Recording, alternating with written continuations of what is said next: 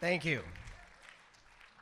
My name is Nathan Broomer, and I use he, him pronouns as a member of the DNC Trans Advisory Committee, a second-time DNC delegate, trans delegate from Florida, and as an out and proud transgender Democratic Party nominee for State House in Florida's 61st District on the ballot November 5th. It is my honor and privilege to introduce to you the story of Jane Fee, someone I owe a tremendous debt of gratitude. You might want to sit. Jane was born in 1927. She served 29 years of service in the United States Army, including during World War II. As a marketing executive for an international business, she was able to travel the world. In 1989, at the age of 62, Jane became openly involved in the transgender community and in advocacy, even appearing on the Sally Jessy Raphael show. It was the 80s, we remember. Jane also served as a member of the University of Minnesota's prevention program to create the campus's first GLBT program. Again, the old acronym. She's held actually a lot of leadership positions in a number of organizations over the years. But then Jane Fee became involved in the Democratic Party, and once again, she was a trailblazer. In 2000, at age 73, Jane Fee became the first openly transgender delegate to the Democratic National Convention. That's right, that year in Los Angeles. In 2024, here today, we have 45 delegates openly trans and non-binary representing 23 states.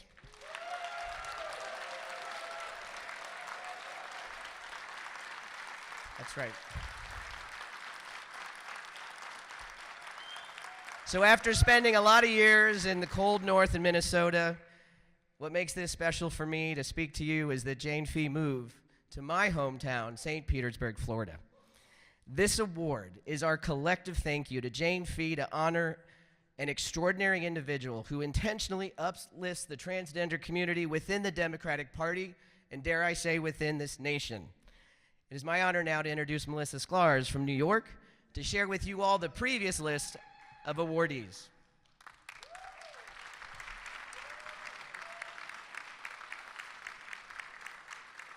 Thank you, Nathan. Good afternoon, everyone.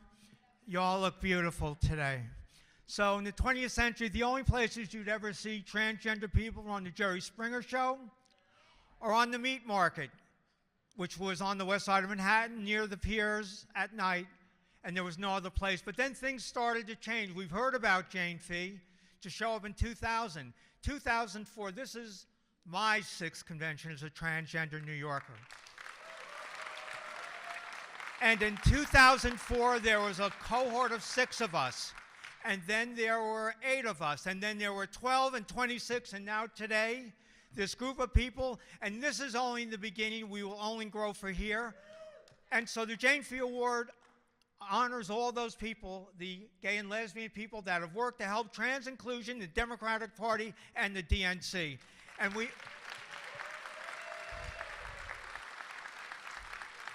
In 2004, Scott Safer was on the platform committee, and he spoke out with brilliance and rage about no trans inclusion. We've included DNC leaders like Rick Stafford and Ray Buckley. We had Mike Honda, who is the congressperson and the parent of a trans kid. And we had Brian Bond, who was the first White House public engagement person, who opened the door for trans people to go to the White House for Obama Pride. I was one of those first people in 2009. Perhaps some of the rest were.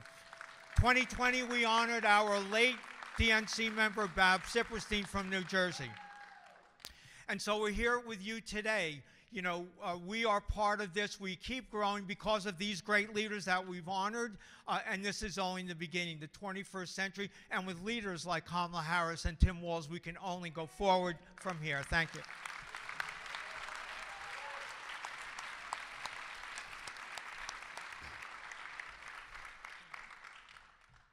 My My name is Marissa Richmond. I'm from the fascist theocracy of Tennessee.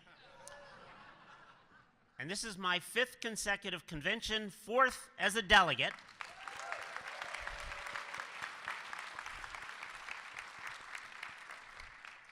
And I'm also one of the co-chairs of the Transgender Advisory Committee.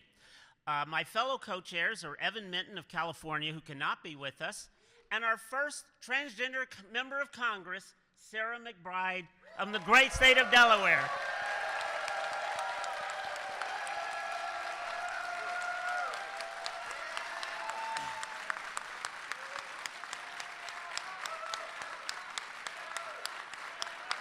Sarah, Sarah, Sarah, Sarah, Sarah, Sarah, Sarah, Sarah.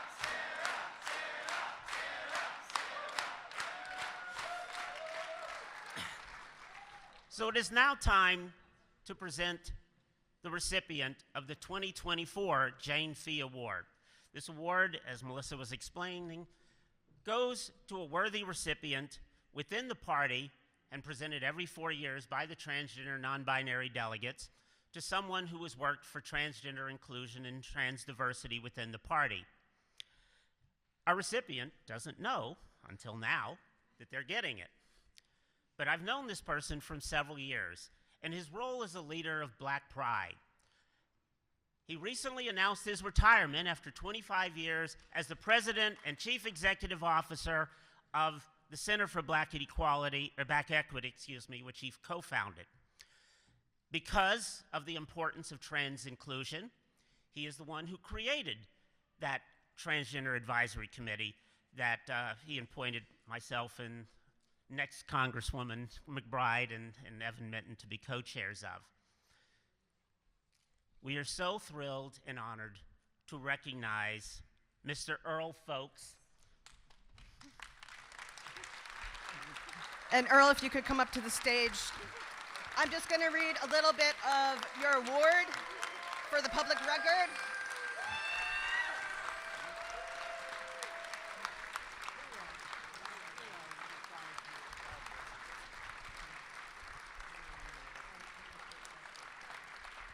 So the 2024 Jane Fee Award goes to Earl Folks from the Trans Non-Binary Delegation to the 2024 Democratic National Convention. And I have to say in myself, and joining Marissa, Nathan, and Melissa up here, and Diego, and so many others that we stand on the shoulders of, that we are able to have these many delegates here at convention and folks and allies in the community, trans community like Earl. And somebody like myself, who was the first non-binary elected official in the state of New Jersey, and second-time delegate, that I have to say that this is inspirational. And so in recognition of outstanding contributions and dedication for your honorable service as a leader in the Democratic National Committee and as chair of the Democratic National Committee and LGBT Caucus, champion of the Trans Advisory Committee, the founder, president, and CEO of the Center for Black Equity, a leader and advocate around HIV and AIDS, and for the leadership and in service of support of democratic trans non-binary individuals and LGBTQIA+ equality and equity for all, I give this Jane Fee Award to Earl Folks.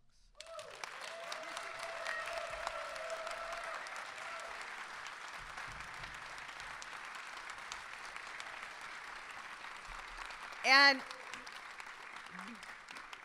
we in New Jersey, because we like to claim our own, Earl is a member of the New Jersey family as somebody who attended school in the state of New Jersey and lived in New Jersey.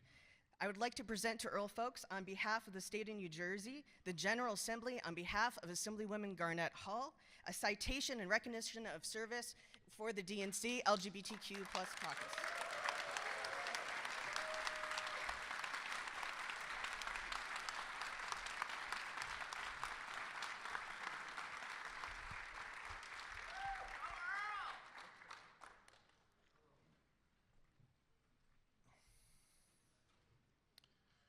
We know we stand on the shoulders of those who came before us.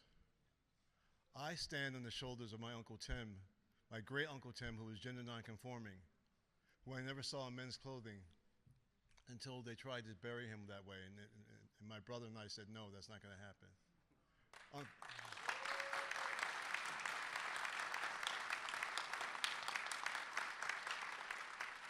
Now, on the flip side, we wanted to make sure he wasn't wearing his house dress that he always wore and his slippers as well. There's a happy medium. But I stand on Uncle Tim's shoulder. Uncle Tim had 6 brothers who all played football in high school. And so Uncle Tim, who lived in this community, was safe because he had protection. Because of Uncle Tim had protection, I have to fight for those who need protection, who want protection, who deserve protection, who are human beings, that we need to get over our hang-ups. And let me say one thing while I have this lantern. Transphobia exists in the LGBTQ community.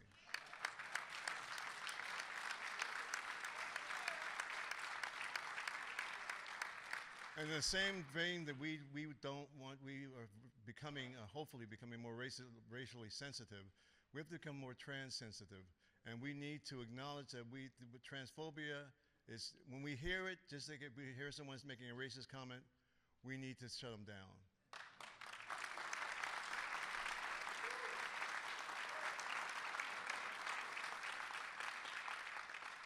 We are putting the burden of protecting themselves on themselves, and it's not fair. And if we all do our part and we all do our individual part and contribute to the whole, we will end transphobia, and every person, regardless of their gender identity, their sexual orientation, or whatever they call themselves, they can live with peace and harmony with the rest of our community. Thank you very much. This means more to me than you will ever know. And I'm grateful, and thank you once again for my service.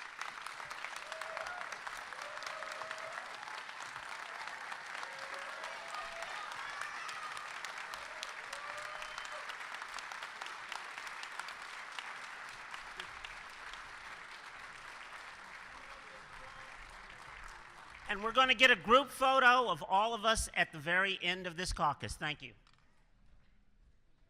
Thank you again to the trans delegation, and congratulations to the winner of the Jane Fee Award, our hero, our champion, Earl Forbes. Now, please welcome the National Director of the LGBTQ engagement and Harris for President, Sam Allman.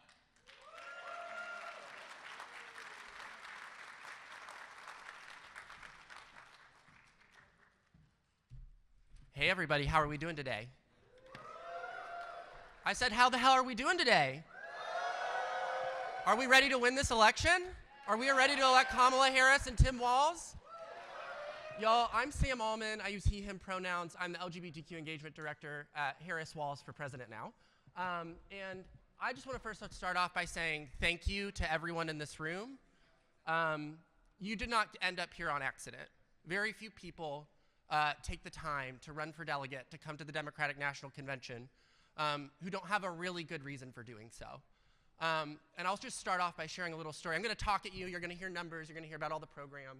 But just sharing a story, right? Because it's been 2 months of a lot of high highs and really low lows. And we've been through a lot together as we've endeavored to make sure that we have a champion for equality at the top of our ticket. And then those low moments, right? I've liked to center myself on my story, which I don't share very often, but I got into organizing and started organizing. My reason for showing up at a Democratic National Convention was my sister's story, who got health insurance through the Affordable Care Act just 7 months before being diagnosed with stage 3 metastatic breast cancer. If not for that, who knows if she would be cancer-free, if my family would still have a home in an effort to pay for chemotherapy. And it's reasons like that, right, that we're all here. And I'll tell you something, that reason didn't change on June 27th after a debate. It didn't change after an interview. It didn't change on July 4th. It didn't change on July 21st when Kamala Harris stood up. It's not going to change when we nominate her on Thursday as our candidate, right? And I know every single one of you has a reason just like that for being and sitting in this room. And so it's been a good few weeks. It's been a real good few weeks, right? But it's just been a good few weeks. And so remember that as we talk about this programming and talk about what we're going to do to win in November, all right? So let's go to the next slide. I have a clicker. Oh, right here. Thank you. See if it works.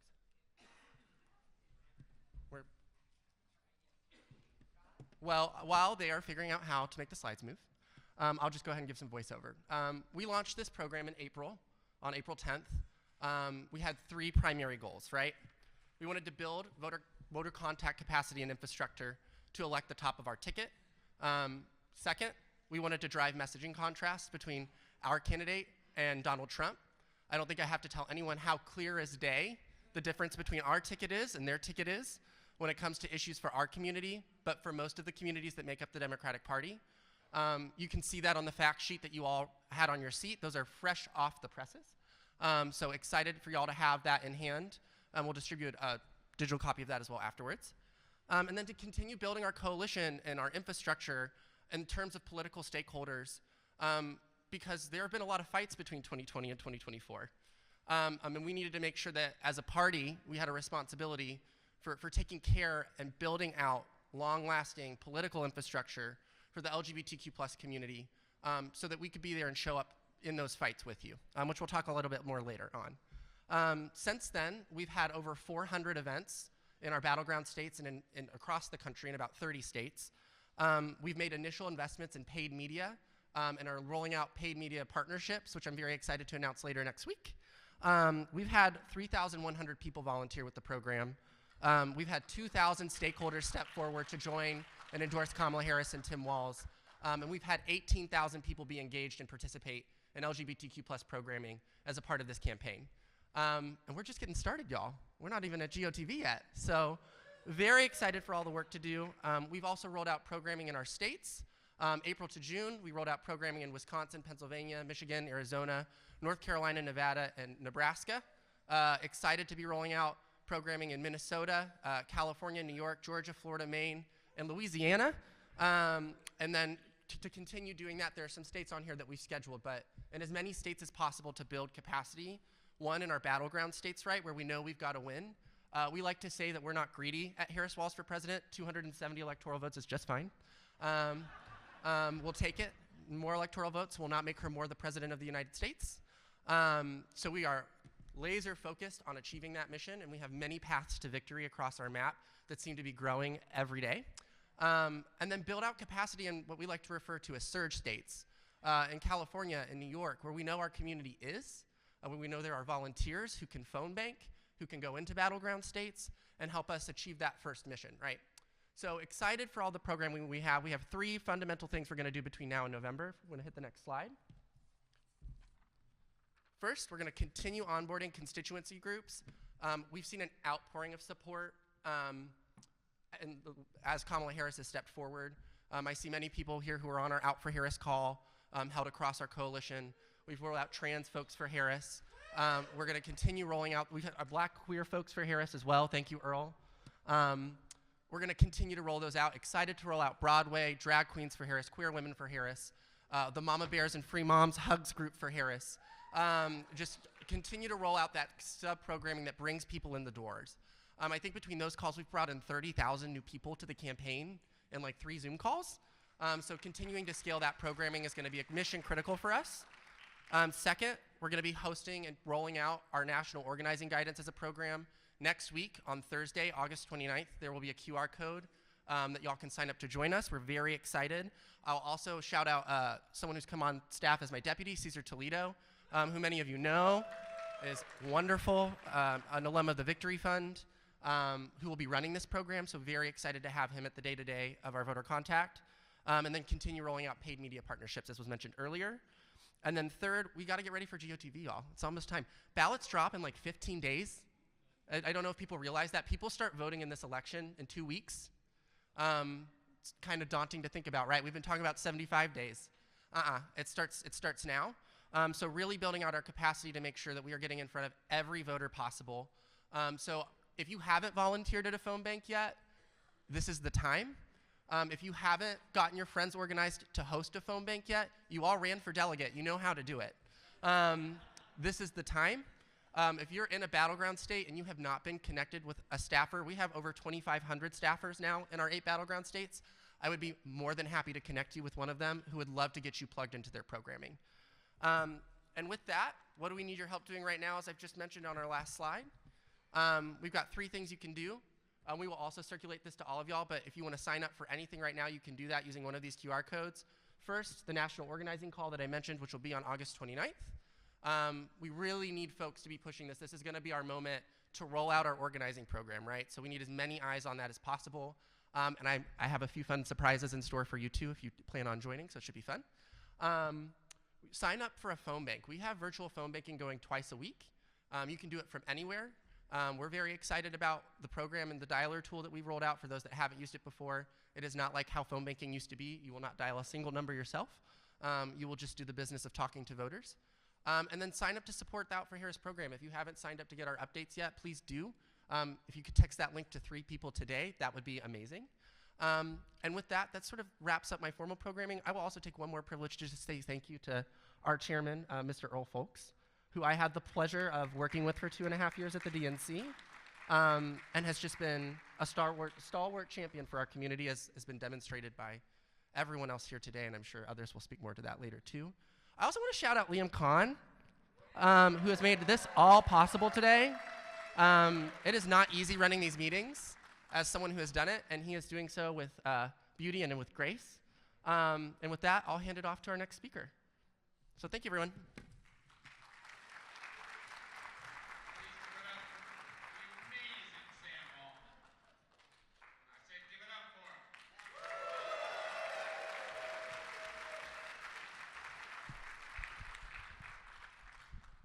Hi, everybody. I am thrilled to be up here to announce to you the next representative from the state of Delaware, Sarah McBride.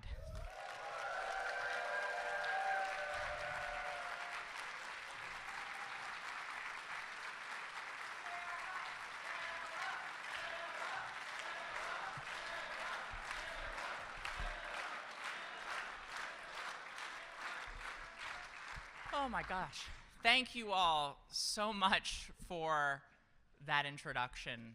I am so moved by today. I was crying earlier. Thank you for that. If you could have told my 10-year-old self that there'd be a room full of amazing Democrats chanting my chosen name, I never would have believed it. And I just want to start by saying thank you. I am so honored to be with you all today and so fired up. This is, without question, the most beautiful caucus in the entire Democratic Party. I'm honored to be with you today as my authentic self, serving the state Senate district that I was born and raised in the Delaware State Senate, and as the Democratic Party's endorsed candidate for Delaware's open congressional seat. And I hope to join you in 4 years, not just as Delaware's next member of Congress, but as the first openly transgender member of Congress in American history.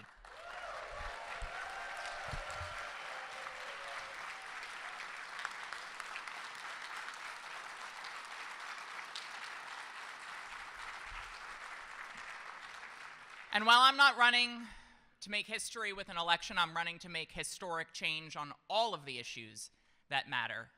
We do know that if you're not at the table, then you are on the menu.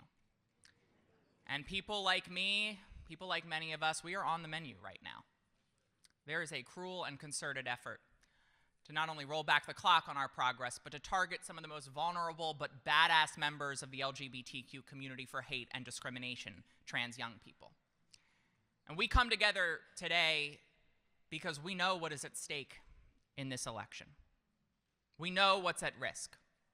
We know our dignity and our rights and our lives are on the line. We know what MAGA extremists will do to LGBTQ people, especially trans young people, if given the opportunity. They've made crystal clear with their Project 2025 agenda. And in state legislatures across the country, they've given us a glimpse. They've given us a glimpse into the America they will build for our community. And we are not going backwards. We are not going backwards. They are trying to tell us that we do not belong. Well, we are going to show them in November that we do belong. But we also gather here in Chicago with hope and history in the air, not just because of what is at risk. We join here because of what is possible. We join here because of what is possible for our community if we elect Kamala Harris and Tim Walz, if we elect a Democratic Congress and make Hakeem Jeffries the Speaker of the House, and if we keep the Senate. We know what is possible. We know that we can get the Equality Act to a pro-equality president's desk.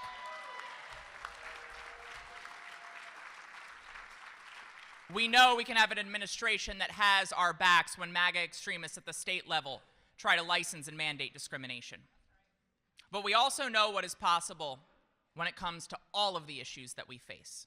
Because at the end of the day, as Audre Lorde reminds us, there is no such thing as a single issue cause because no one lives single issue lives.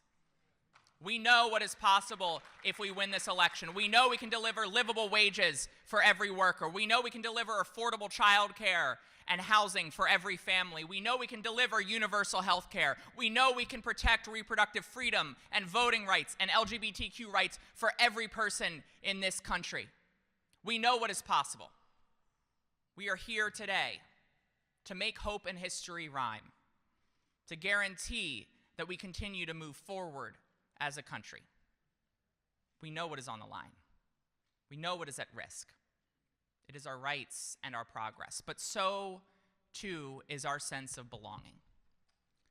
And this election, we can show a young black girl or a young South Asian girl that she can have dreams that reach for the stars.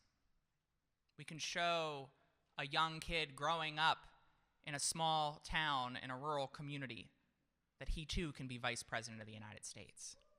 And we can show a young trans person that no matter what extremists say or do, that here in America, they belong. They belong in our schools, they belong in our communities, and yes, they even belong in the halls of Congress. Thank you all very much. It's an honor to be with you today.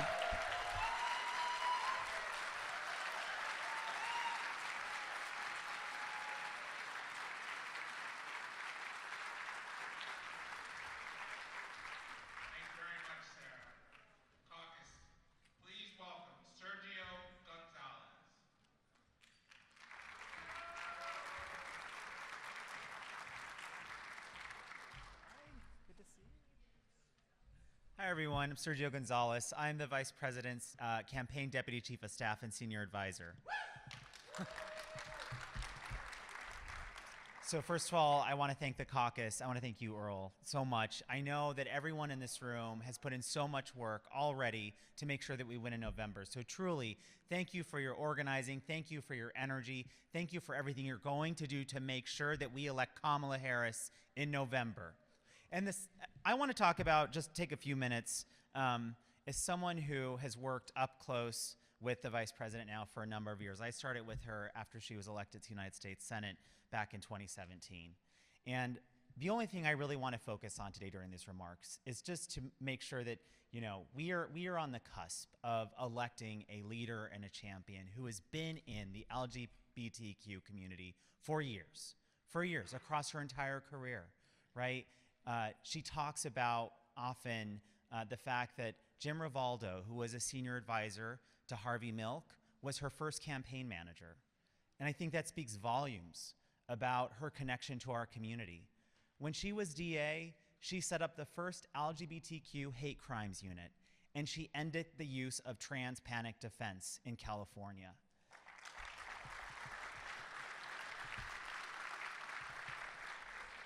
She went on to be a leading figure in the fight for marriage equality. She refused to defend Prop 8 in court in California. Right? And she also performed the first same-sex marriage in California as well. So, yes, you can pause that. In fact, Chris Perry and Sandy Steyer, who she married, are here during the convention, and we're really happy. I saw them last night, and there's a lot of people from the LGBTQ community, staff, former staff, people she has worked with, people that she has helped, people that she has uplifted, and it is just so wonderful and joyful to see them all here so excited about electing Kamala Harris. We know that Kamala Harris has showed up for our community time and again, including as vice president, and the tremendous progress we have seen, whether it comes to marriage equality and the Respect for Marriage Act, or it comes to advancing equality. Now, we obviously are in the fundamental fight for our freedoms and liberties as we see attacks on our community across the country. And who better to build the coalition to win? Who better to ensure that we have the movement that we need to win in November than Kamala Harris? She has showed up in our community. She has fought and she has made sure that everyone deserves and has access to equal justice under the law. And now, Kamala Harris needs you. She needs everyone in this room because we know, as other speakers have talked about, this is going to be a really tight election. And we know the ugliness of the other side, the kind of hate that they're spewing towards our community in particular. And so when Kamala Harris talks about our path to victory, it is about building coalition, understanding that the attacks on our community are also happening against other communities, whether that's reproductive freedom, whether that's attacks on voting rights. These things are happening in the same places, in the same states, by the same type of ideologues and people who have an agenda of dividing us, not bringing us together. And so now the Vice President and Governor Walz are offering a different vision. They're offering a vision that is one about the promise of America, understanding where we fall in that promise, understanding around the issues of equality and justice, and how we have so much to do, but the progress we have made. And so I'm just going to end with the line from the Vice President always talks about, there have been generations that have come before us who have fought for progress and equality, and now they're passing the baton to us. Let's make sure we elect Kamala Harris and Governor Walz and carry forward that work and that progress into November. Thank you, everyone.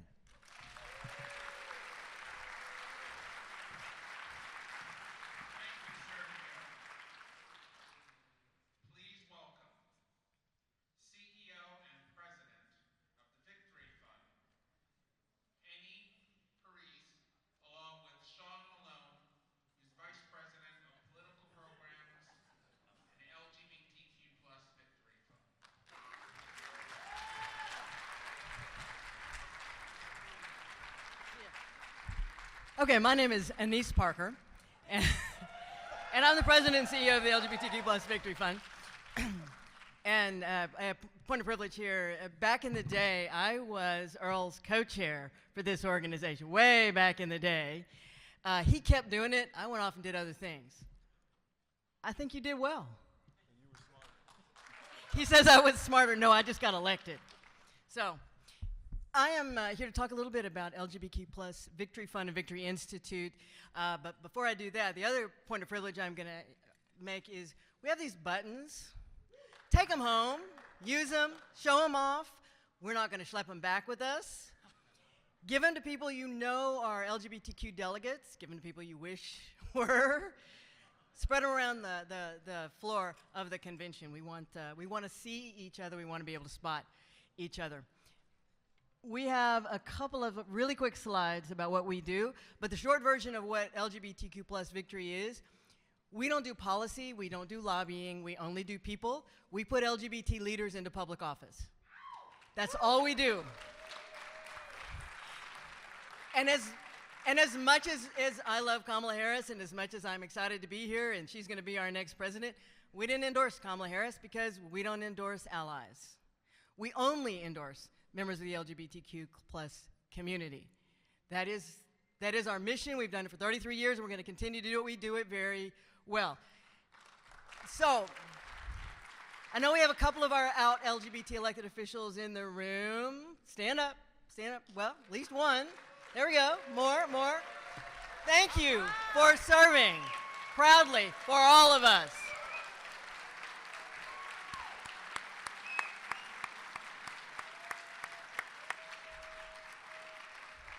I know there's other folks in the room who have been through one of our trainings because they want to be a public official someday. Have you gone through our LGBT candidate training? Stand up, please.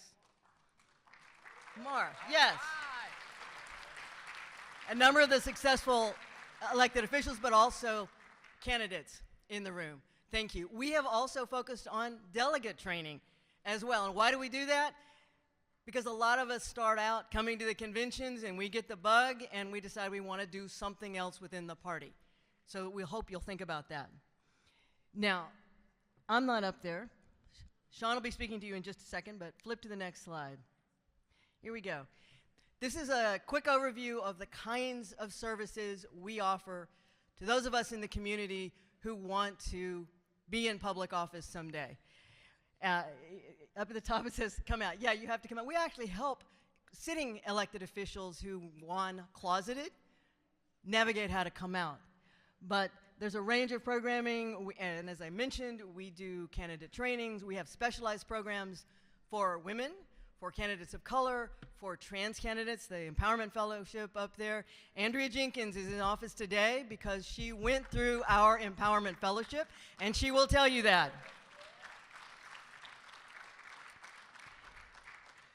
Once you're actually a candidate, there's services that are provided. Sean's going to touch on those a little bit. He's in charge of our political programs. And then when you're an elected official, we also provide services for you. We do leadership development programs for our current elected officials. We have the largest convening of elected officials in the world every year in DC, our annual LGBTQ plus leaders conference. It is open to everyone, but it is focused on bringing together elected officials from across the globe. And we hope that you will go to our website. You'll get the QR code in a little bit to find out more about that program. We also, once we have the new administration, LGBTQ plus Victory Institute is the organization for providing resumes to the new administration for those who want appointments in that administration. We have been doing it since the Clinton administration. The other organizations work with us. We're the point agency.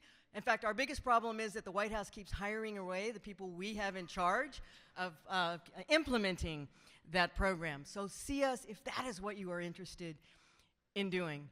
And then again, visit one of our websites. You'll get the code in a little bit. There are a range of candidates who are running this year all across the country.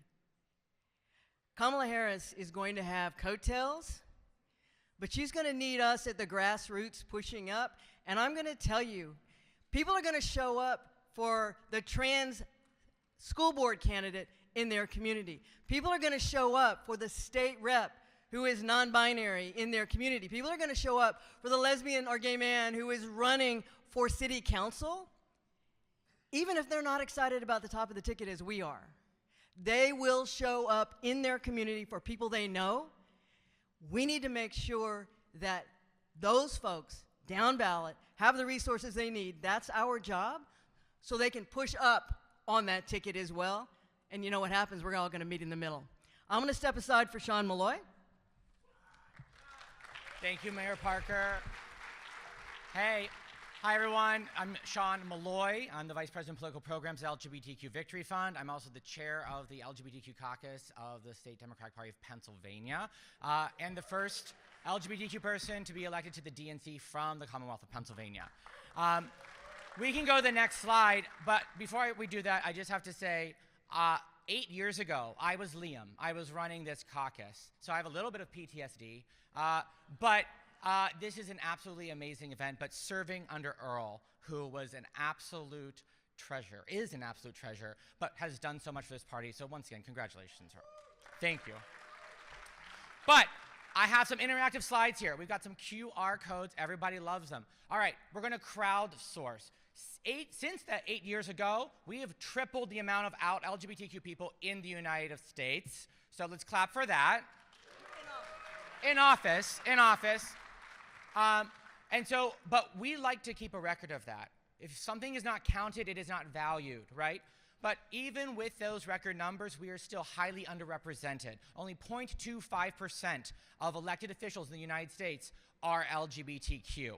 I think that's crazy because we're at 7.2% of the population according to Gallup. And who's it from Gen Z? 28%, 25 to 28% of Gen Z is LGBTQ. So when we're talking about people going out and voting for their rights and having that uptick in impact, talking to LGBTQ people and about our lives is extremely important in getting voters out. So I want you to scan this. I want you all to look in your state. You are on the ground. We know there's LGBTQ people out there in office who may just not have heard about Victory, who may not have engaged in a program with us. We want to be there to support them because it's not always easy. So we're here for them. Please feel free to email political@victoryfund.org with any names and positions, or connect us with them. We'd love to engage with them.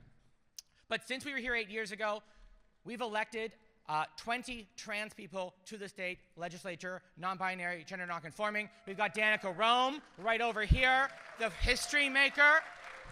But that happened since the last time we were in person. We've also have 3 governors, 3 senators, and we have elected someone to every single state legislative chamber at some point, except for 1 state. So let's all promise ourselves that before we meet again in 4 years, we are going to elect someone in Louisiana. That is our last state, everybody. Yeah, but in order to get to 7% of elected officials, we need to elect 36,000 more people to office, and that number is just going to grow as more people come out and Gen Z becomes more of the population. We can go to the next slide, because we did this delegate work. We worked with Liam, we worked with so many state party folks, caucuses, to help get this record amount of LGBTQ delegates, because this is a pipeline. You all got petitions signed. You all went to those breakfasts and those dinners. You knocked doors. You fundraised. Well, guess what? That's being a candidate. You all were candidates. And guess what? 20% of folks who were delegates in 2016 ran for public office afterwards, or higher public office. And so we're here to recruit you. So please go ahead. If you are a delegate and you didn't fill out the form for Victory, this is the QR code to do that. Please take a picture of that. And then once again, if you're interested in running, please email political@victoryfund.org. And then I'll close out with just one more QR code. Actually, the map. Let's go to the map. This is the battleground. LGBTQ people are 7% of the vote. That was true in 2020. That was true in 2022. We're probably actually going to get into the double digits this year. If Gen Z turns out, if millennials turn out, this election is won for Kamala Harris and Tim Walz, and a record amount of LGBTQ candidates running on the forefront of battlegrounds, whether it's controlled state legislatures in states like Arizona, Pennsylvania, Michigan, Wisconsin, right? We've got LGBTQ candidates running for state house. LGBTQ candidates are going to make or break the majorities in Congress, right? Whether or not we pick up seats or our frontline candidates win is going to decide whether or not we take back the House of Representatives. And if Tammy Baldwin does not win re-election in Wisconsin, we will not have a voice, an out voice, that's key, an out voice in the US Senate. And so that is a paramount race, but she has coattails as well in Wisconsin. So we're working to help support the candidates running down the ticket. And if you're doing any sort of electoral program, this is just one small tactic I wanted to share.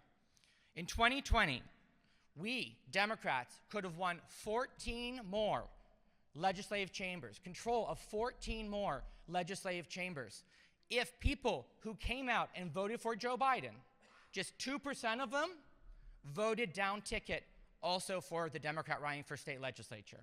So when you're informing voters, we need to talk about Kamala Harris. We need to make sure we're talking about those down ticket candidates too. And Sister District did some data. They ran those numbers. People remember to vote if there's a hook. And guess what's a great hook?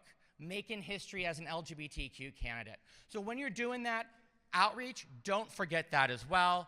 And we can go to the last slide, because this is an informational QR code about all those different programs Mayor Parker talked about. And then also, if you're going down to the Unite Center tonight, representation matters. So wear your pink and let the camera see this record amount of representation. Thank you so very much, everyone.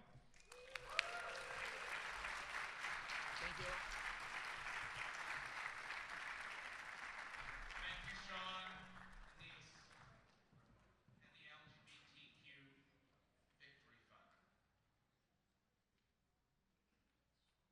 Please welcome to the stage Rodrigo, I can't pronounce your last name. Nobody can.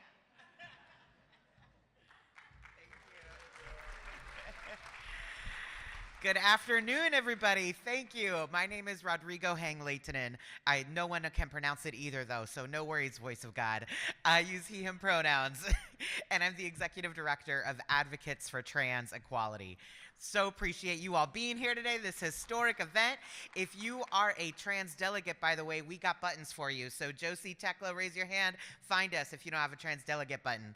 But it is my honor, distinct honor, to introduce our next speaker. We're so grateful to have him helping us in this new era of LGBT rights in this country. Please join me in welcoming Chasten Buttigieg.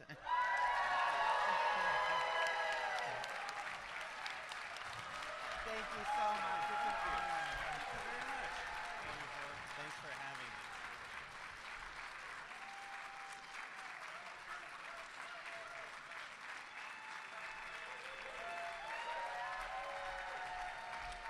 Hello. How's everybody doing? Are you drinking water? Because I'm not. I might need some. I'm tired. Are you tired? I feel like I'm not allowed to complain because my schedule's like 800 times easier than my husband's.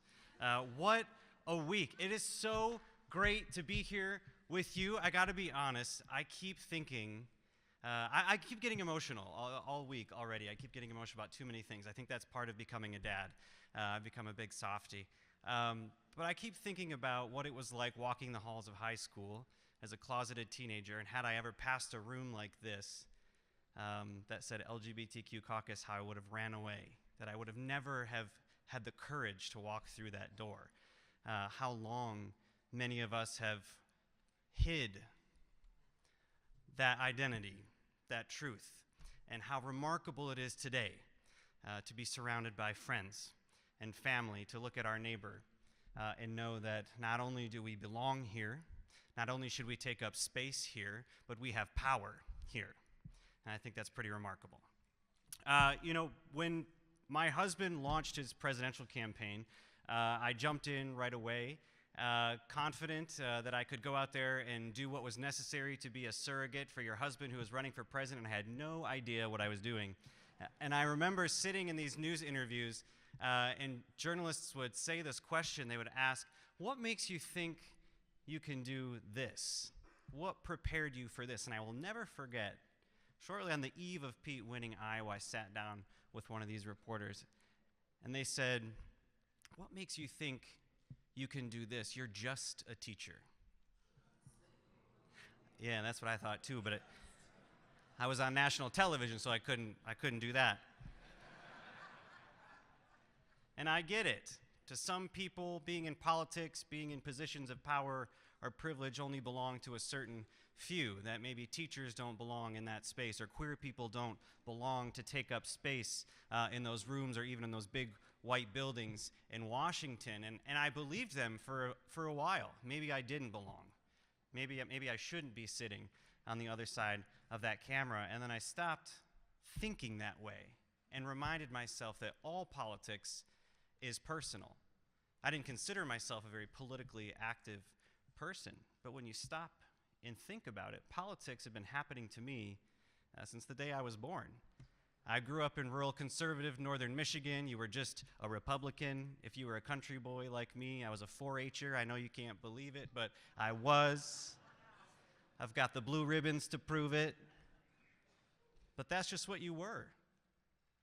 When I was 17, my mom was diagnosed with cancer.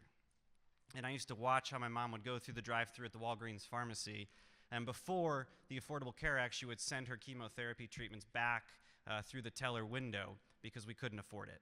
And my mom had to make the decision whether or not she was going to afford chemotherapy or whether she was going to send a check for lunch money with her kid to school. When I came out, convinced that I would lose my parents' love and never know love in community, I ran away. I slept in the back seat of my Saturn Ion. I went to put myself through community college working full-time at the hospital. That's politics. That's politics. That's people making decisions in those big white buildings. Telling a young queer kid that they don't belong. Making a mother choose between medicine and feeding her kid. When I was in college, I didn't know what the hell I was doing either, and it took on a lot of student debt. When I graduated from college, I got really sick and graduated from the hospital with a lot of medical debt as well. That's politics. When a young teacher graduates from school trying to get a start in this world and is facing with $100,000 in student and medical debt, that's politics. And politics has always pushed me to try to do the right thing. And I don't think becoming a parent has changed my political convictions, but it sure has scared the daylight out of me. Because it all becomes just a little bit closer when you're holding your newborn kids in your hand, realizing that you really do have a limited amount of time on this earth, and you only have so much time to get it right. Gus and Penelope are the best thing that have ever happened to Peter and I, but they're also the most terrifying thing. Not only because in my experience of being a teacher and my experience of sitting in the hot seat on national media, but it is really, really hard to get 2 3-year-olds to sit down at the dinner table. And my daughter is becoming more like me every day, and that terrifies me. I'm so scared. The other day, I asked her to please go wash her hands and sit down at the dinner table, and she grabbed both of my hands and said, "I already told you I don't want to do that." Reading me for filth every day. That's Penelope Rose. She's very honest. Becoming a parent has changed me, but it has also kept me humble, and it makes me think about how that scared teenager walking those hallways never thought he would be in this position. I never thought that I would know love. I never thought I'd get to go back home. I never thought I would feel my parents' love again. I never thought I would have this ring on my finger, and I definitely never thought that I would be sitting in a hospital one day holding 2 newborns. And yet here we are. Dreams come true. Dreams come true because of politics. Dreams come true because of progress. And dreams came true because of people sitting in this room. And so to you, I am so deeply grateful. But because those dreams come true, you don't roll up the proverbial rope ladder and walk away just because you got the ring, just because you got the twins, just because you got the cute husband. That should make you want to reach your hand down even further and pull other people up. So let's recognize in this season of politics that it's not just about rings and it's not just about families. It's recognizing that people in this community are being demonized still every single day, especially young, vulnerable trans kids in this country who just want to belong. So in this season of politics, I hope that we can remind one another that yes, some dreams have come true because of politics and because of progress and because of the people linking arms in this room saying we demand more, we demand better. But let us also remember that there are other kids out there walking halls just like we did in high school who are still not brave enough and still don't have the safety to peek their head through a door like this one. So let's go out there and show them that there can be a better way. And I know we can do that by electing Kamala Harris and Tim Walz this November. They are your ally. They are our allies. And I hope that we can remember to be pro-family is to be pro-every family. I will constantly link arms with you. I will always be your ally. I cannot wait to do the work with you this fall. Let's continue marching forward together, and I cannot wait to elect Kamala Harris, our next president of the United States. Thank you very much for your allyship and your friendship. I'll see you out on the trail. Thank you.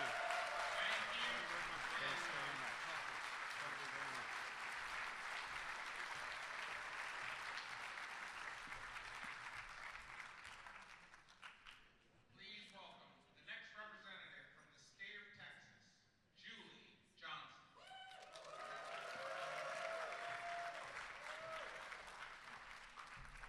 How are y'all doing? So I'm Julie Johnson. I am in the Texas State Legislature, founder of the first ever LGBT caucus in the state of Texas.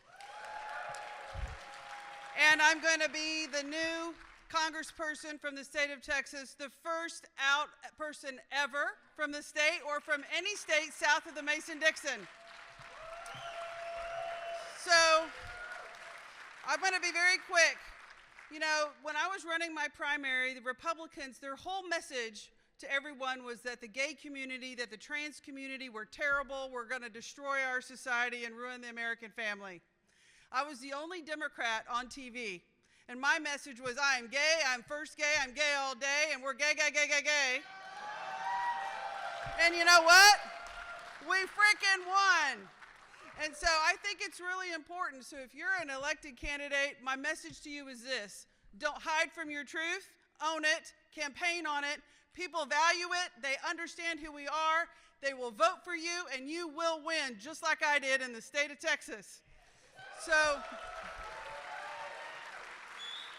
the other thing is, we have to use our voice to communicate. Those little kids in Tyler, Texas, in the suburbs got to see me on TV and see an out person win. But that only helps if we amplify the voices of everyone trying to do that. It can't just be our voice. It has to be our collective voice to amplify the candidates of equality, to motivate people to run, to motivate people to win, and know that if we're going to put our names on the ballot, that you have our back. And so together we can win. We can win the state legislatures. We can win in the United States Congress. And I'm here to say I'm very hopeful that Texas is going to elect the first black woman to the presidency, and Kamala Harris, and the first lesbian to the United States Congress. Elections matter. So what are we going to do? If you fight, what are we going to do? If we fight, we win. And gay people fight like hell. So let's go win.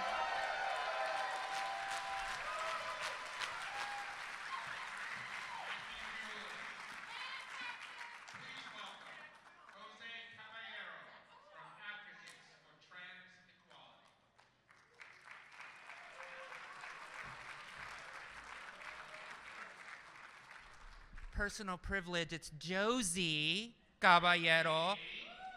I added an I to my life. Thank you very much. Hello, everybody. I'm Josie Caballero, she, her pronouns. Thank you.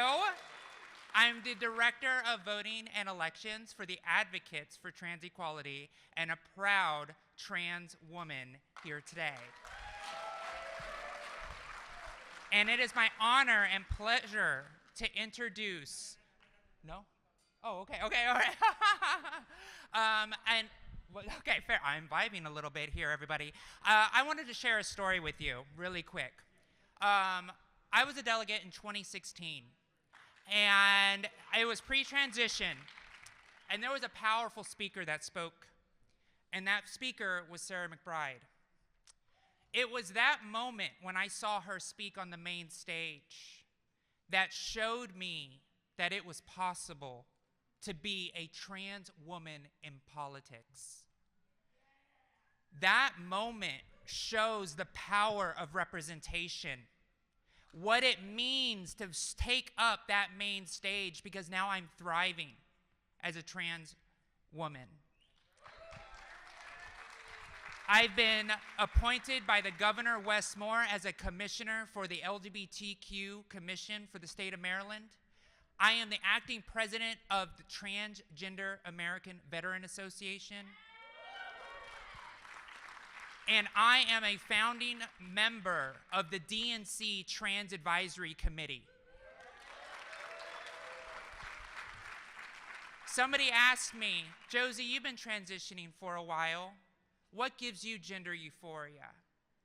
And I was like, it's girl boss euphoria. Every day I see us out and about and thriving in power, in politics. I see examples of girl boss euphoria, boy boss euphoria, person boss euphoria, because trans people lead, trans people win, and our issues win. If trans people did not vote, we would not be winning right now. The path to victory goes right through the trans community. We vote at a higher propensity than the average voting population. That's what we do. We register at a higher rate than the average population.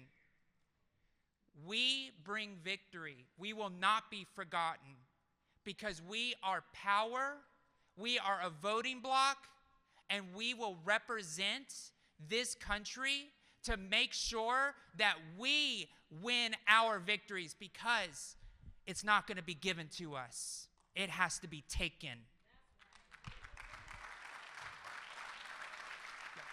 Okay.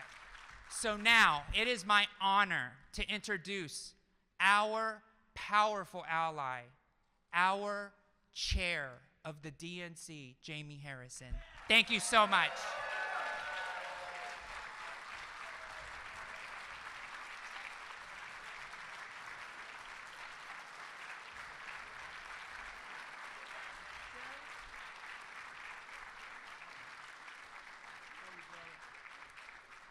What's going on, Democrats?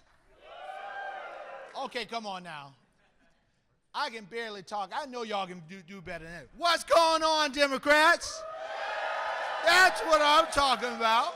That's what I'm talking about. First and foremost, let me just say how grateful I am for your chair of the LGBTQ plus caucus, the great Earl Folks. Give it up. Let's give it up to Earl. Earl, thank you for your friendship. Thank you for all that you have done. You know, Earl told me that, you know, this might be the last time he's going to do all of this chair and stuff and all that. And I just want to give him his flowers, to let him know how much I have appreciated learning from him, working with him, to make sure that we could be a voice for the LGBTQ plus community. He is a trailblazer, and he is at the heart and the soul of this Democratic Party. Earl, thank you. I love you with all my heart, brother. And I know you all have a packed schedule, so I'm not going to spend that long, but I just wanted to stop by, and I had to stop by to say hello and to thank you for all of that you're doing across the country, and to let you know that this DNC is going to stand with you 100% of the way. You know, I had an interview this morning, and they asked me about all of the things that are going on at this convention. And I described this convention as a big and probably the largest family reunion in the world. Because in essence, that's what it is. Because at family reunions, people are laughing, they're hugging, they're dancing, and they're crying sometimes. But those reunions are filled with love and happiness and joy. That floor for these last 2 nights is filled with love and happiness and joy. You know, the other party is a party that's built around fear. They want to make you afraid of everything. Hell, you're so afraid you don't even want to get out of your house. But my friends, we are a party built on hope. And every time we run on hope in the Democratic Party, we win. And this is a team, a family of hope and joy. And in this family filled with hope and joy, we have an MVP, Madam Vice President Kamala Harris.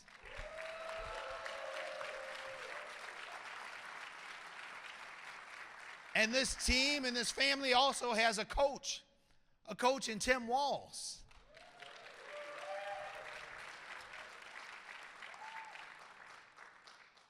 And then there's any good team, any championship level team, have some really good role players. And that's where we all come in. We are the role players. They're going to do what they do.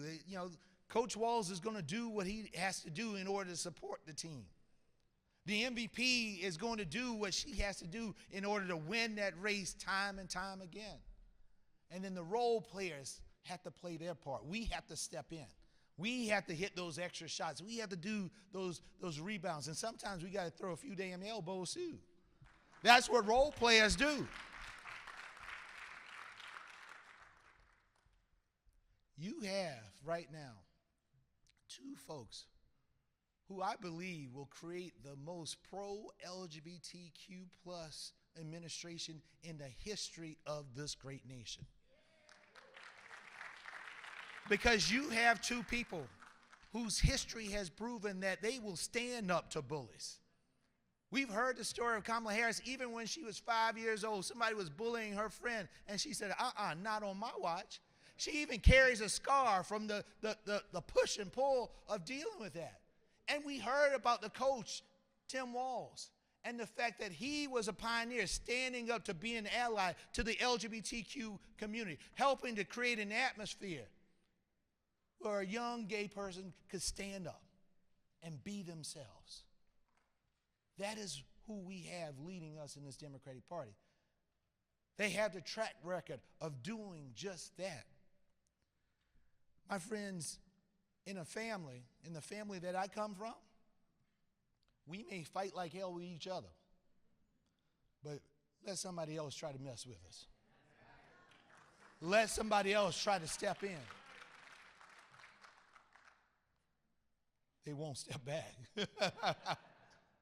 And that's what we have to do in this party, because when they come for one of us, they come for all of us.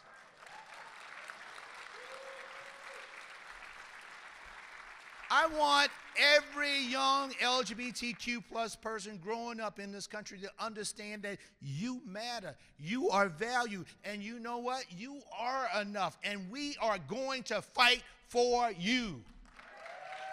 You are not in this by yourself, because this party believes in an American dream that doesn't matter your race, doesn't matter your religion, doesn't matter who you, where you come from. Doesn't matter who you love or how you identify yourself.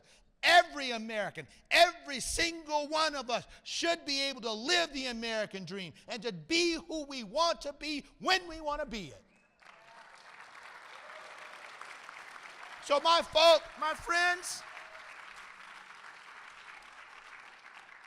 this community is at the center of the Democratic Party. It's at the heart of the Democratic Party. And what we know, the second gentleman told us last night, that we all have to be joyful warriors. We have to be joyful warriors in fighting for our freedoms and our rights, because they are under full assault. When I was growing up in South Carolina, I often thought, what would I have done in the civil rights movement? Would I have gone to the sit-ins? Would I have been on the picket lines? What would I have done? Well, my friends, we don't have to wonder about what we would have done in the civil rights movement, because we're in the civil rights movement of our time right now. And so the question is, my friends, the question is, and it's amazing how history teaches us about the present. Dr. King said in his letter from a Birmingham jail, he said, we will repent in this generation, not merely for the hateful words and actions of the bad people, but for the appalling silence of the good people. So good people, are you going to be silent? No. Are you going to stand up? Yes. Are you ready to fight? Yes. If you are ready to fight, then you know when we fight, we win. So let's win this damn election, y'all. Let's make sure we stand up for each and every American so they can be who they want to be, so they can love who they want to love. I love you with all of my heart, and I'm going to stand with you with everything I got. Thank you all, and enjoy the rest of this convention.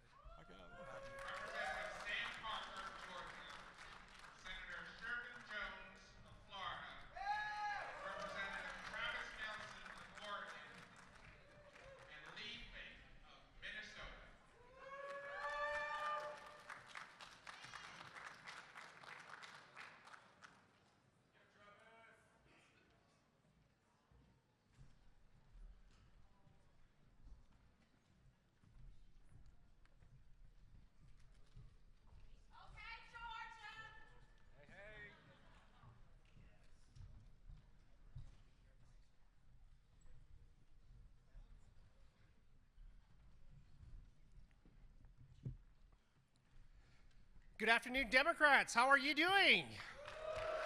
You guys still awake? My name's Dwayne Duffy. I am the Vice President of the Mescalero Apache Tribe, the first openly gay man to ever be elected to executive position on the reservation. Thank you.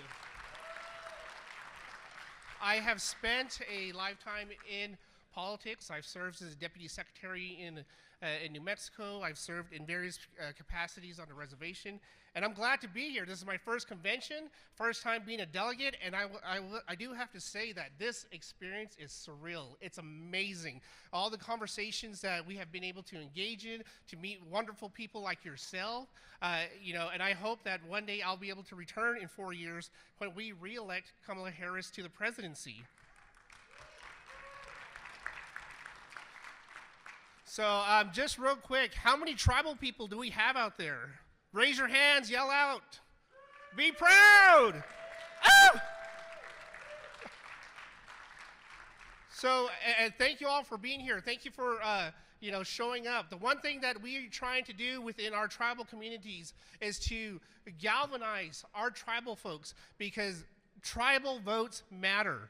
If you don't believe me, look at Arizona. It's because of Native Americans, Arizona, that state went blue.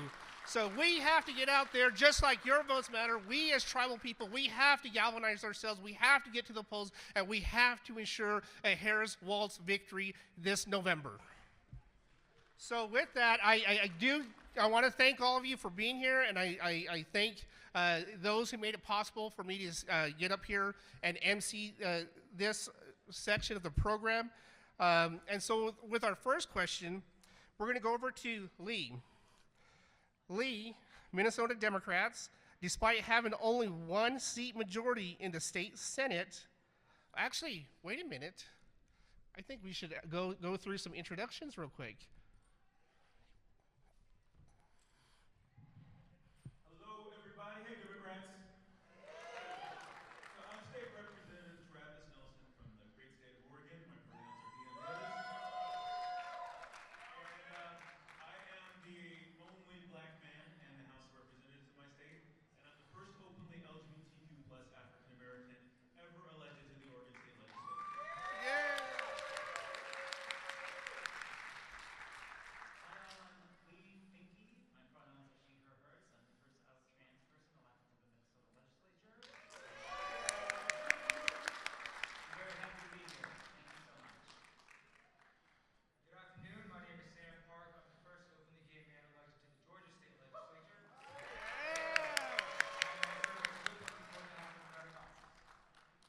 Good afternoon, Democrats. My name is Sharon Jones, and I am from the great state of Florida. And I'm so happy to be here. I am the first openly gay person to be elected to the Florida Senate in Florida's history. And it's happy to be here with you all today. It's amazing that we have up here on stage a lot of firsts. A first to serve in our capacity within our respective roles, and that's awesome. I don't know who planned that out, but thank you. That's amazing. So I'm going back to Lee. Lee, Minnesota Democrats, despite having only a 1-seat majority in the state Senate, passed multiple laws protecting the trans community. How did this come about, and what role did Governor Walz play in this? Governor Walz has been, as you know, a staunch supporter of LGBTQ rights since he started his career as a teacher. He has unwaveringly supported our work, my work as the first trans legislator, as the first chair of the first Minnesota Queer Caucus. So his support is something that we can count on. The way that we managed to do this, I was the author of the Trans Refuge Bill. I was the author of the Take Pride Act, 2 very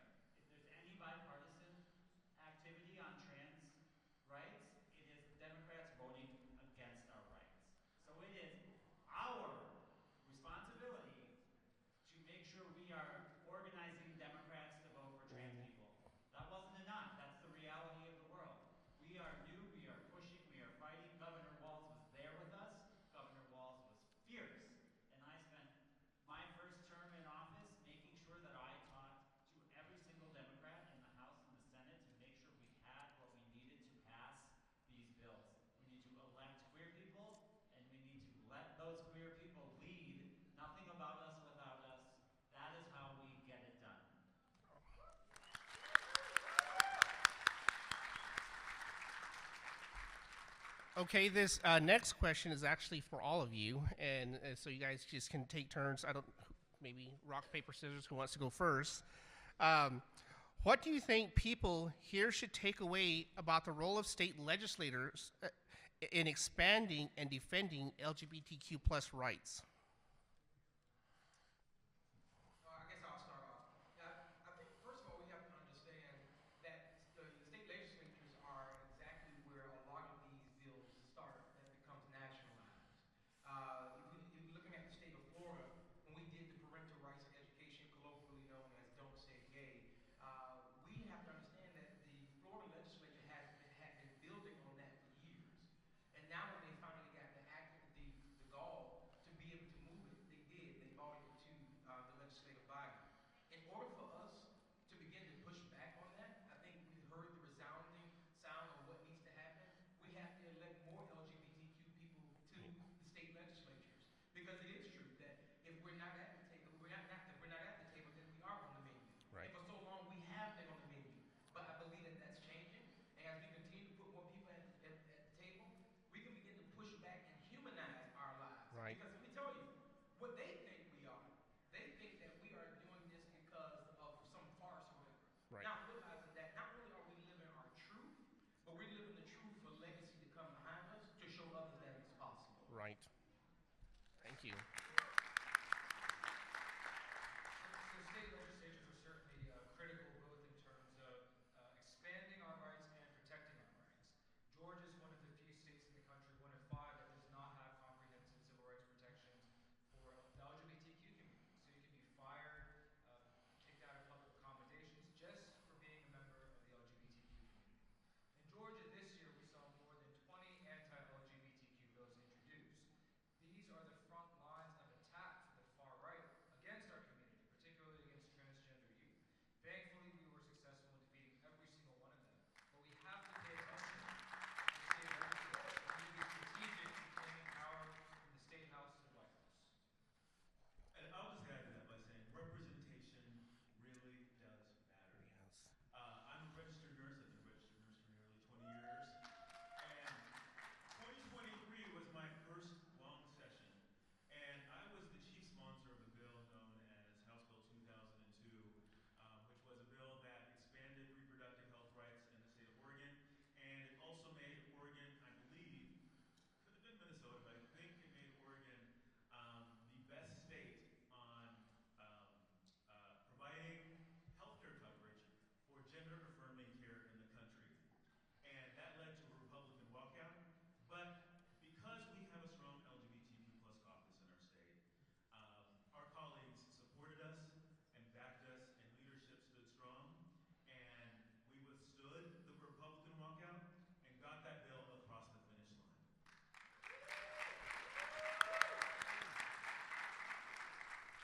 I'll just add quickly, I mean, everything that you said up here, everything you heard, it's correct. We need to be the ones telling our own stories. When I got into the House as the first trans person, there's a reason these bills didn't pass before I was there and they did when after I was there, right? It's not me, it's the stories of queer people telling our own stories to the people who don't understand why these issues matter. When we get to tell the stories of our own lives, people understand why this matters. Awesome.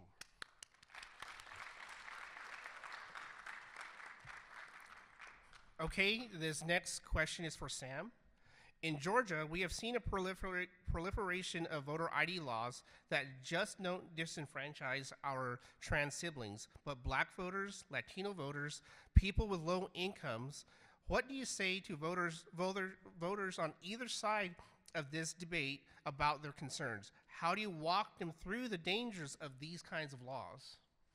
So, of course, Georgia has been ground zero for a lot of voter suppression laws, which unfortunately is a continuation of what we're seeing, especially from the perspective of folks in the South. MAGA is essentially the old South rising again. And so we have to continue to organize. We have to continue to educate. We have to work on building and strengthening our coalitions so that we know our power, we know our rights, and flood the ballot box. I think that's one of the best ways to ensure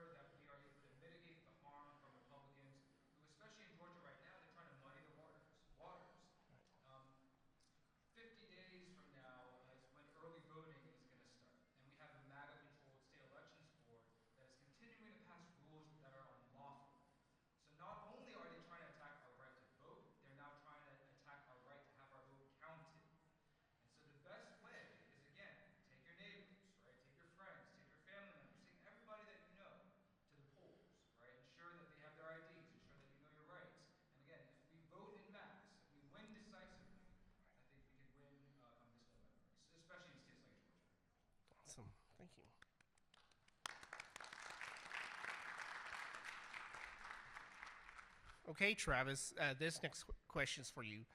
Some people may see Oregon's national vote and consider it a safe blue state, but we know that people like you and Governor Kotek have had to fight like hell to get elected. What should people in this room take away about so-called blue states and the realities on the ground for LGBTQ plus candidates and elected officials? Wow. Well, many of our blue states are blue states because they've got a big blue dot Right. right in the middle of that state. And in Oregon, that blue dot is Portland. I think of our 36 counties, there's only 5 or 6 that are actually blue. If you go outside of Portland or Eugene, you are in red America. And it's not always a welcoming place for you. Oregon is a great place to live. I love it. I love Portland. I represent citizens in North and Northeast Portland. But we've got a long way to go in a lot of ways. For those of you who don't know, Oregon became a state in 1859, and it didn't enter the Union as a free state or a slave state. It entered as a black exclusion state. And it has a history that is rooted in systemic discrimination that has a reach not just with race, but as it relates to LGBTQ plus matters as well. There is still a constitutional ban on LGBTQ plus marriage in our state. We're working on that. But Oregon has not always been so friendly, and I know that's the case in a lot of our blue states as well. So it's important for people like us up here, us in this room, to run and to be ourselves, because people who are thinking about running who are LGBTQ plus often have a lot of fear, and they need to see us, and we need to be visible. Thank you.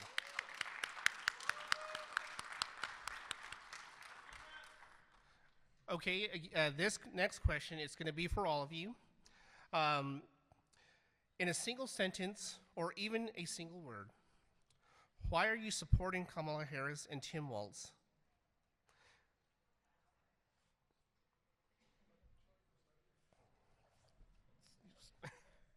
Freedom. We've got a candidate on the other side that wants to take rights away, who appoints justices and judges that are taking rights away. And Kamala Harris and Tim Walz are about freedom and creating an America in which we are all welcome and can thrive.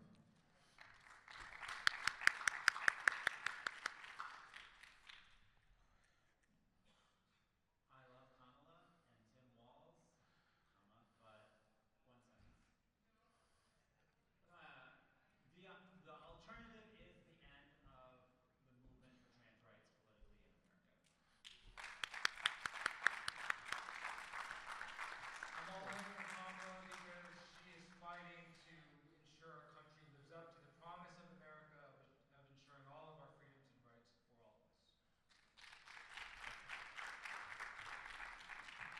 I'm supporting Kamala Harris and Tim Walz for legacy, because I want my children to know that there was someone that was on the ground that was fighting on their behalf. And so that's why I'm supporting them.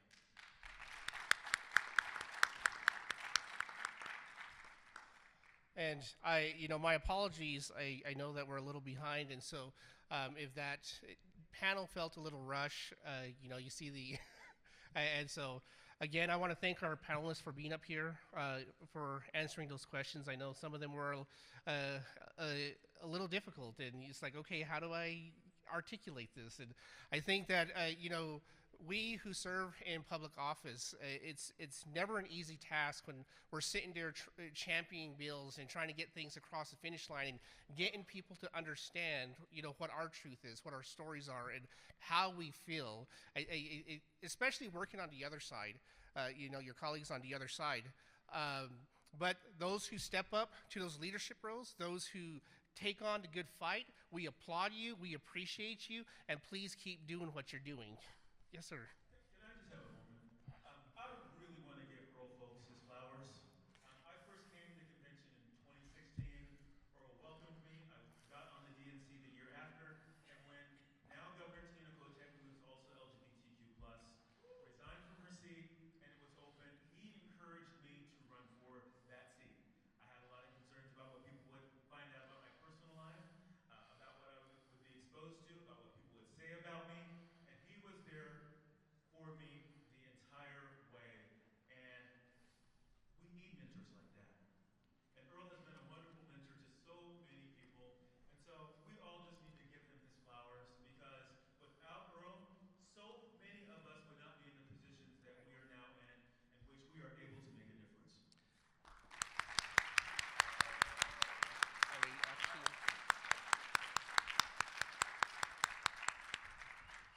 Again, thank you, panelists, for that. And thank you all for joining us and being here. I'm not sure what's next on the agenda. Careful, careful. Okay.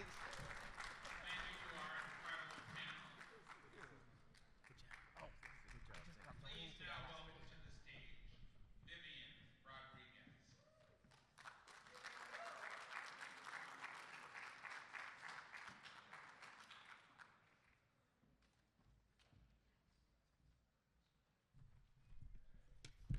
Hello, Democrats. How are we doing today?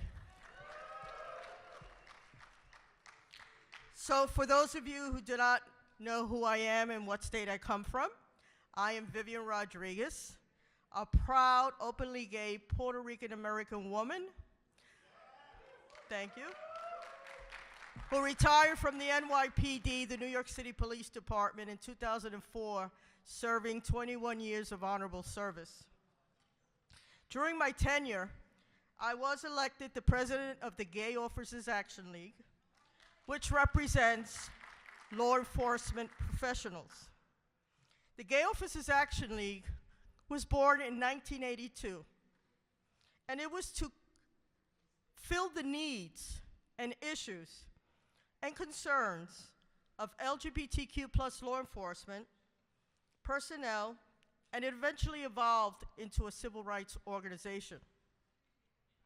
We have served as a bridge between the law enforcement community and the LGBTQ community at large.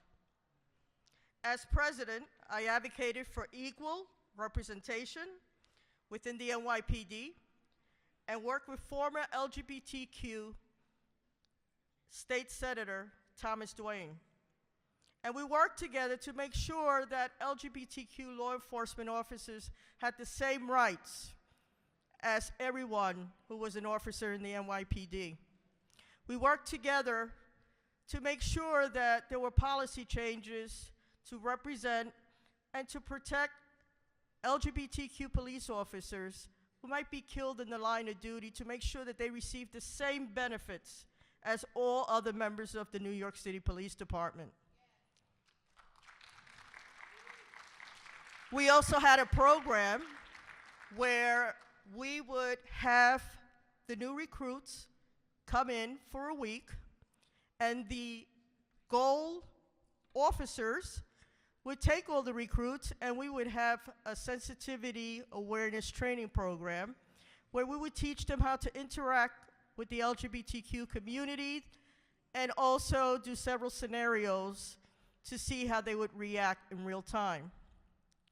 It's an excellent program, and we've invited various agencies to come in, and it's been well received and talked about. I have also served in various different LGBTQ organizations, from the LGBTQ Democratic Party of Florida. We also have HRC, the Human Rights Campaign, which all of us know that on a national level they do the greatest work for us. I served on Equality Florida, and we created a chapter in Central Florida of the LGBTQ Gay Officers Action League. So now at this time, I would like to talk briefly about an actor, activist, all-around, well-rounded, well-known person who is also a Puerto Rican who is proud, and I'm very proud of all his work. He has so many accomplishments that I can't even begin to tell you all the accolades that he's received. But we all know the popular play, Rent, and he played Angel in Rent. And of course, do we have any Star Trek fans in here? Well, we all recognize him from Star Trek. And at this time, I would like to tell you a little personal story on how I met Wilson. He is very active in getting out the vote within the LGBTQ community as well as the Latino community. And he came to Florida, to Orlando, Florida, and we all joined the caravana. Is anyone familiar here with a caravana? A caravana is a Hispanic outreach where we all have fun, we're riding in cars, we have instruments. It's like a marvelous way to get out the vote. And it really connects with our Latino community. So, of course, Wilson, myself, Congresswoman Nydia Velasquez, we were all there together, on a tractor no less, with our signs and playing some instruments. We were having a great time. And that's the dedication we need from people like Wilson. So at this time, please, a round of applause for Wilson Cruz, a great activist and actor.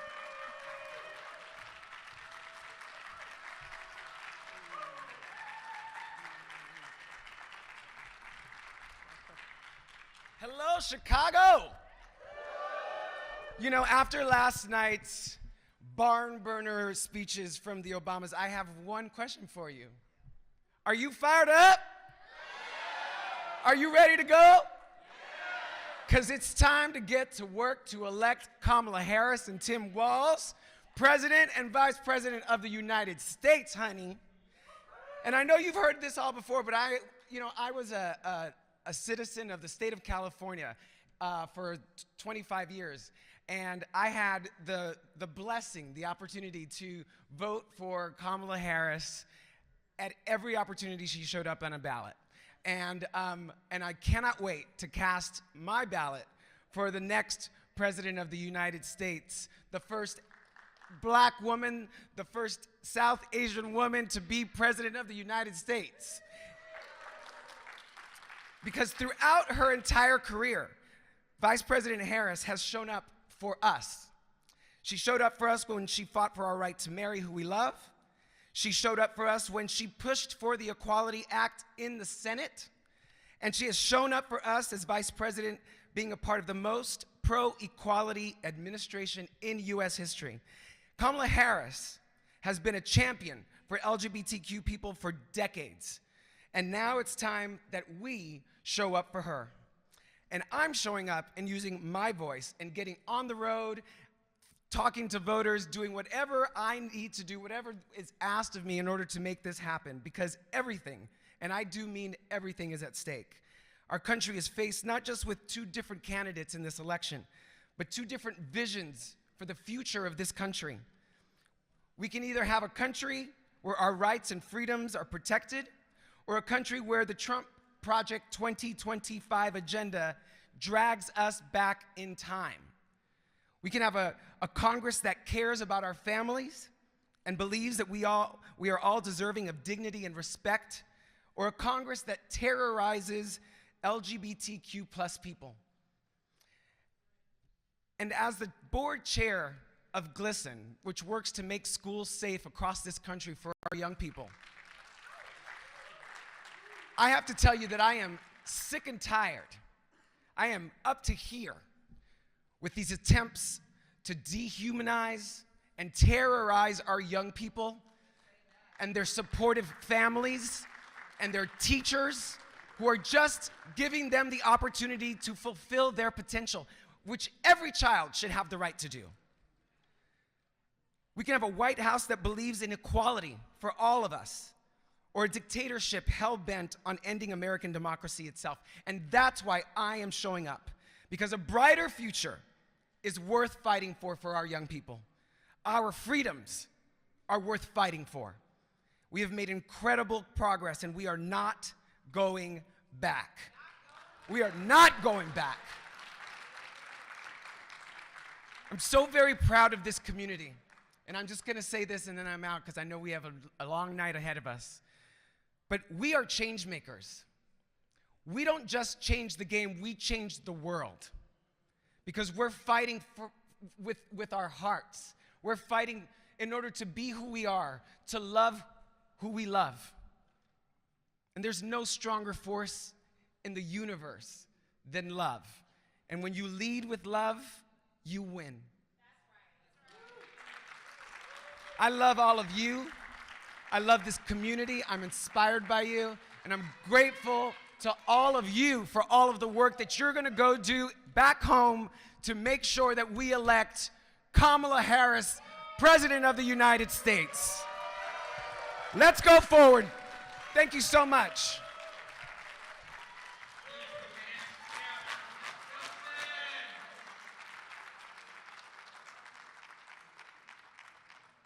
And now please welcome to the stage Charlotte Clymer.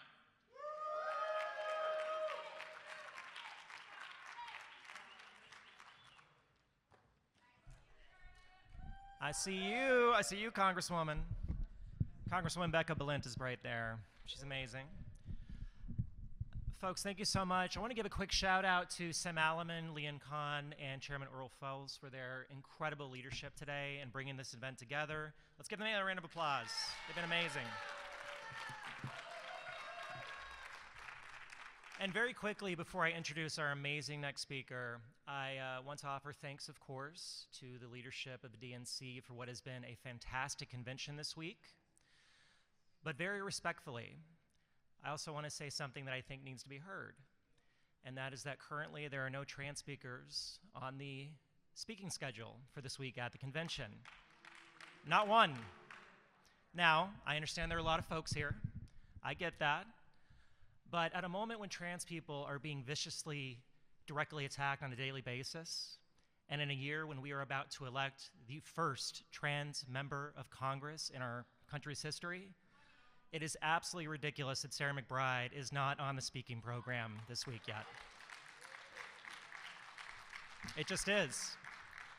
And listen, I know they'll respond that there's no room, but here's my response: make room. It needs to happen. Now, in 2021, when Terry McAuliffe, the beloved Democratic governor in Virginia, lost to the person whose name I won't even mention because I can't stand him, there was a lot of talk about CRT and LGBTQ rights and all the hateful speech that is usually brought up in the analysis when Democrats lose. What was missing in that post-election analysis is that a progressive trans woman was elected to the state Senate and outperformed the top of the ticket in her district, beating a popular Republican. That happened. When people tell us that trans folks can't win elections, we know that's not true. And I especially point to folks like Danica Rome, who has over and over and over defeated Republicans who are viciously anti-LGBTQ, and she gets the work done. Danica Rome wakes up every day wondering what she can do to make sure no one is left behind, from getting the Equal Rights Amendment ratified by the Virginia legislature, to advocating for free school lunches for hungry children, to working on transportation policy to ensure that every citizen is able to get around town. 51 bills introduced and passed by Danica Rome. 14 of them addressing childhood hunger. 14. 68 million dedicated to fixing Route 28 in Virginia. And of course, Medicaid expansion for 700,000 people in Virginia. That is our Danica Rome. So it gives me great pleasure and an honor to introduce my dear friend, State Senator Danica Rome.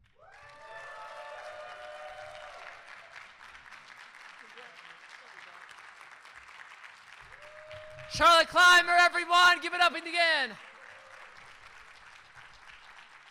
There are, in fact, some good things that come out of Texas. Charlotte, well done. Thank you very kindly. What's up, friends? All right, so my name is Danica Rome, and I am grateful to serve the people of the 30th District of the Senate of Virginia, which includes the cities of Manassas and Manassas Park, and my lifelong home of Western Prince William County. Now, if you know me in this room, chances are it's because I'm the first out-and-seated trans state legislator in the country, but more importantly, I'm not the last. And now we have a lot more, and I hope we grow even more into the future. And throughout this week, I've gotten a chance to hear people describe Vice President Harris as being fearless. And we heard her even earlier, just a couple bits ago, about when she was that kid standing up to the playground bully as a child. And I love that because 20 years ago, I wasn't fearless. I was scared of people finding out who I really was. I was scared about being attacked or outed or worse, like what happened to Gwen Oahu in 2002 for simply existing as a trans woman in America. And when I was home from college in 2004, I drive to DuPont Circle in DC. I drive over P Street, park my car over the bridge, and when I got out of the car, you know, I'm in my skirt, my heels, and I would have my hair over my face, and I would walk as quick as I could over the bridge, past the gas station on the right, and try to make a beeline to go into Apex, the little club there, and just thinking the whole time, please don't let anyone recognize me. Please don't let anyone know. Meanwhile, that same year across the country, there was a newly elected district attorney who stepped out of her car at City Hall after the mayor of San Francisco had declared marriage equality legal in the city, and Kamala Harris walked in, head held high, and asked how she could help. And then she started officiating weddings. And she did it with the same joy that's the cornerstone of her campaign today. Kamala Harris supported us before it was popular, even in the Democratic Party. Not because it was easy, but because it was right. 9 years later, 2013, I was 4 weeks into hormone replacement therapy when I went to a New Year's Eve party with friends, and again, I'm walking in the door. I don't want it to distract anything. I have my hair down again, my head's down. I'm trying not to draw attention to myself. And that's when a woman with an Irish accent, she spotted me, and she came up to talk to me in the restroom, and she asked me if I was trans. And I kind of looked to the floor, and I kind of sheepishly said, yeah. And she told me she could tell, not because of what I looked or what I said, but because I lacked confidence. And she was telling me to keep my chin up because I belonged there. And 6 years later, when I met Kamala Harris, now as a state legislator meeting a United States senator, she told me to keep my shoulders down and my chin up because I was exactly where I was meant to be. Y'all, I am exactly where I was meant to be, which is right here with you today. And I'll never hide my face in fear again because I'm not going back. We are not going back. We're not going back to an ungrateful Trump administration, especially kicking transgender service members out of the military, even though those very troops showed more courage and service to our country in Afghanistan than their then commander-in-chief ever did or ever could. My friends, our friends, are the ones who are on the ballot for the White House this fall with Vice President Harris and Governor Walz. Friends who want us to succeed because of who we are, not despite it, and not for what discriminatory politicians tell us we're supposed to be. You be you better than anyone else ever could because you're the only one who ever can. Let's go win big this fall. Thank y'all.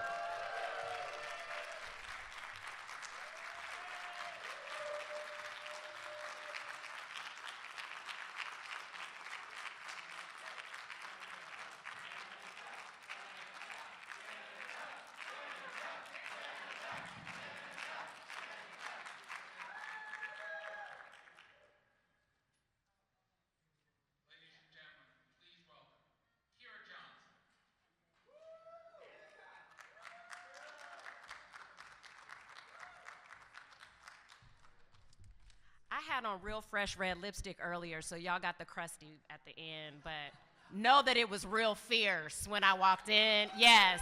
Give it up for the red that was real popping about 2 hours ago. I'm I want to give a shout out to the interpreters from earlier. They were super dope. Task Force AF, Task Force Action Fund, follow us there. I'm not going to talk about us because I was called to say these words that I'm going to say to you now. I am so very honored to be with you, and it is a gift and not an accident, because forces on this continent and others have for centuries been conspiring to eradicate us and our peoples. Yet we are here. We are living our lives, finding our joy, dreaming our dreams, and carrying on the promise and legacy of our ancestors. I am a pansexual woman, descended from peoples whose lands were stolen and peoples who were stolen. We are a gift, not an accident, but an antidote to centuries of poison that could never destroy us, because we are the descendants of stars.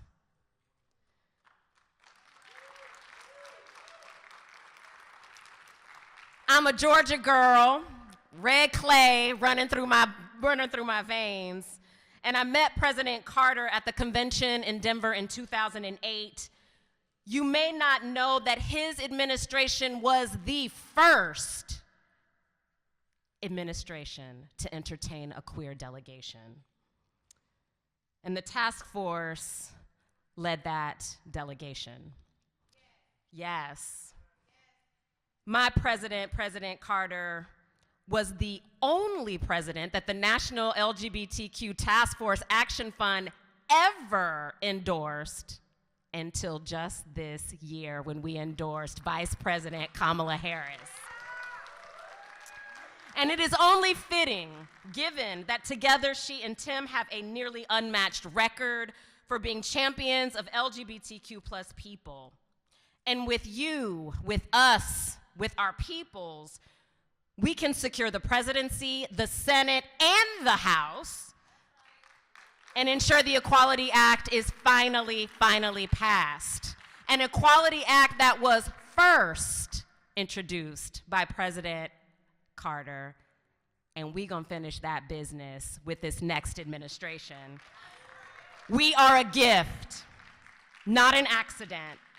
Our blood, sweat, tears, hopes, and dreams are the antidote for our world. Here's to Harris and Walz 2024.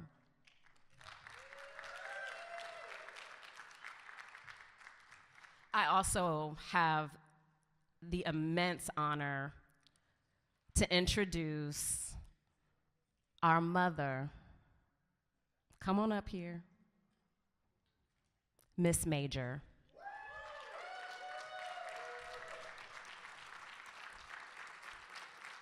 I am amazed at how many queer folks who were on this stage that 2 hours couldn't even, it wasn't enough time. And you all are the lucky few who get to hear from our elders, our elder. It is not,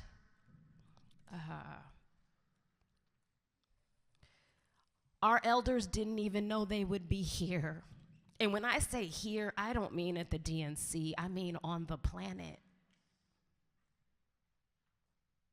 I urge any of you who have power in your organizations, in your communities, find the elders who were not supposed to be here and give them the spotlight. Give us the opportunity to learn from who they are and the fights that they fought and the lessons that are evergreen that we can still benefit from. Miss Major, you know how much I love you, and Lord knows there's not enough time on this mic to be able to express it. And so with that, I will turn it over to you. This Kamala Harris is the first candidate that Miss Major has ever endorsed. And in her words, because everybody else has just been a bunch of bullshit. I know I'm cussing, but she cusses, so I can say that. And so it's a big deal that she's out here doing this right now for Harris and Walz. Miss Major?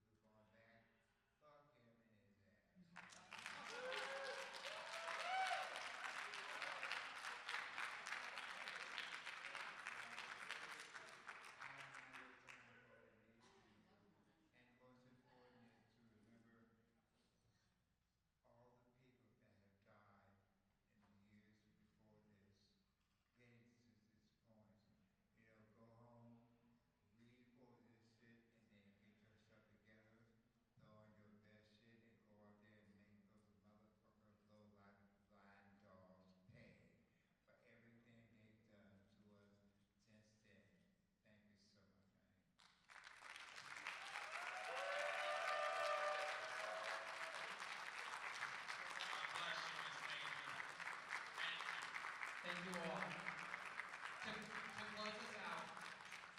To close us out, please welcome our final speaker to close us out, Becca Ballant of Vermont.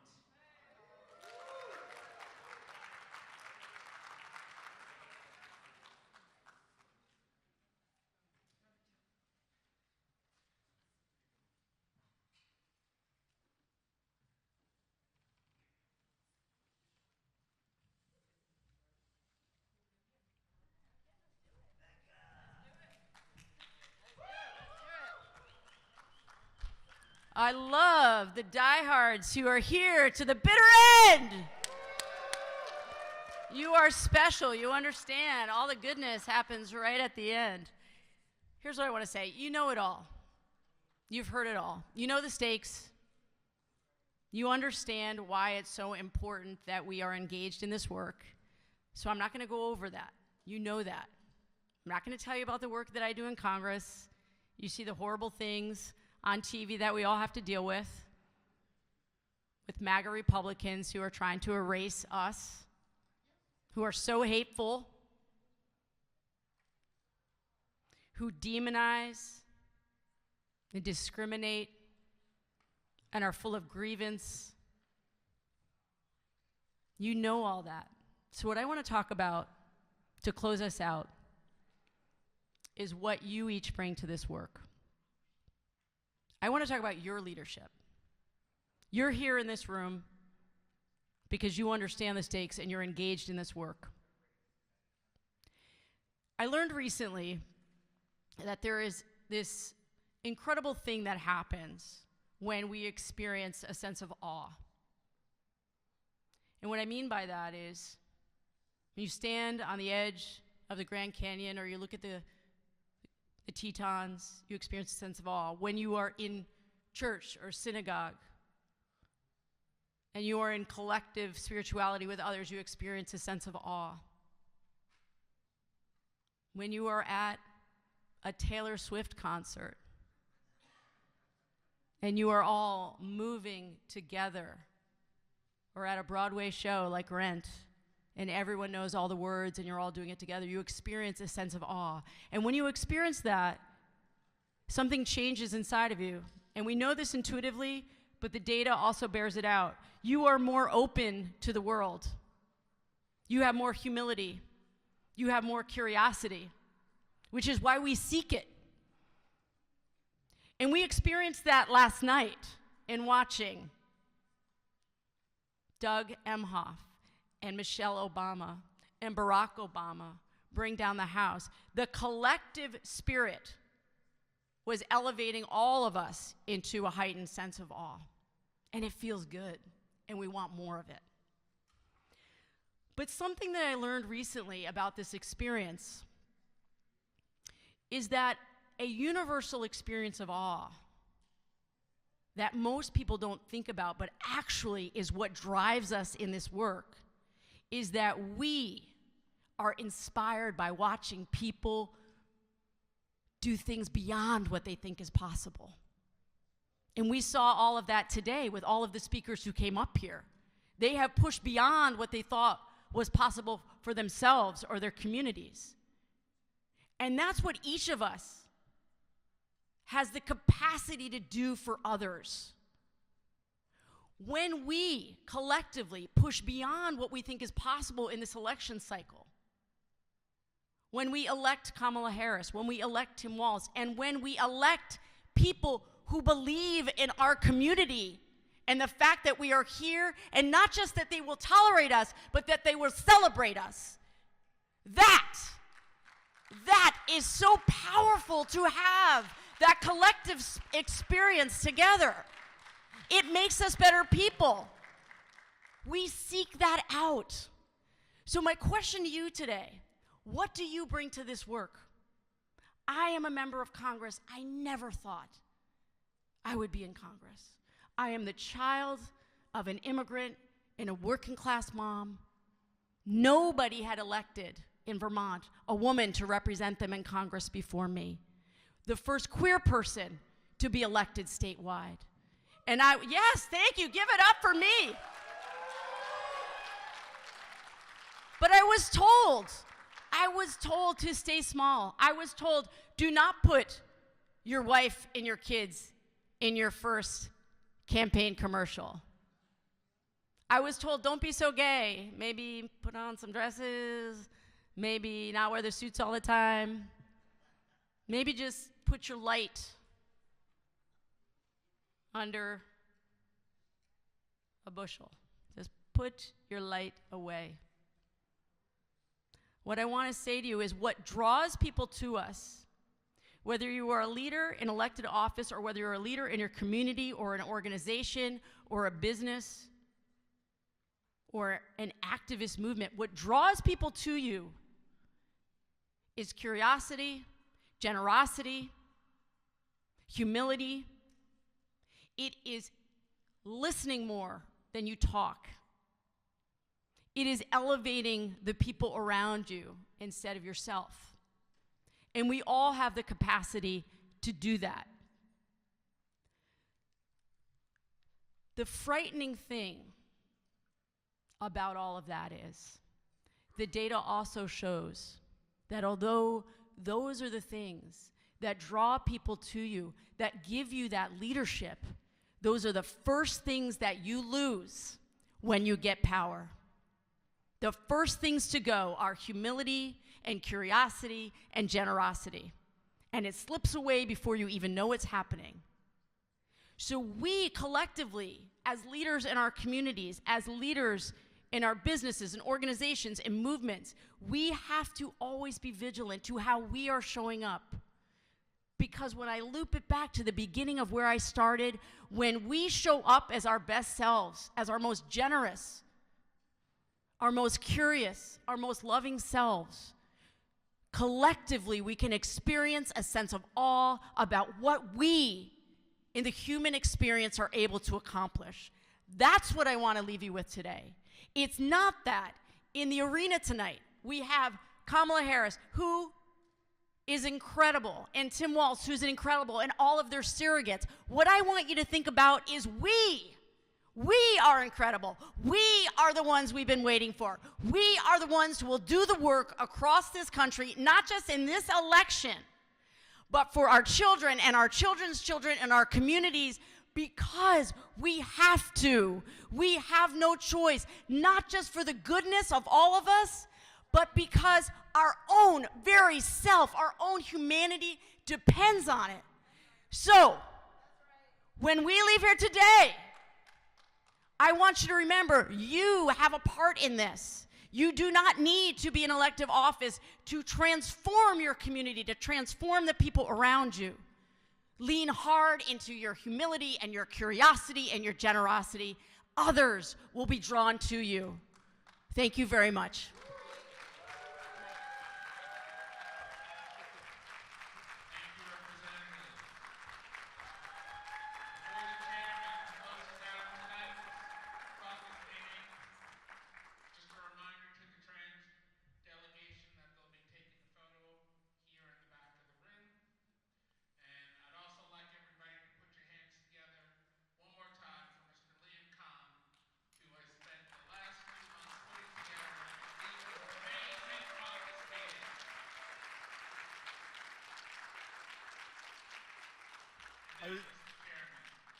I just want to take this opportunity to thank you for the honors I've received and the attention and the hard work that we've all done together to build this party and make it a better tent, a stronger tent, and want a tent that everyone is welcome.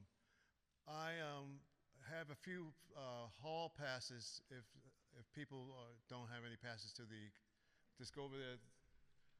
If you need a hall pass tonight, you can go over and see this gentleman over there. And meeting adjourned.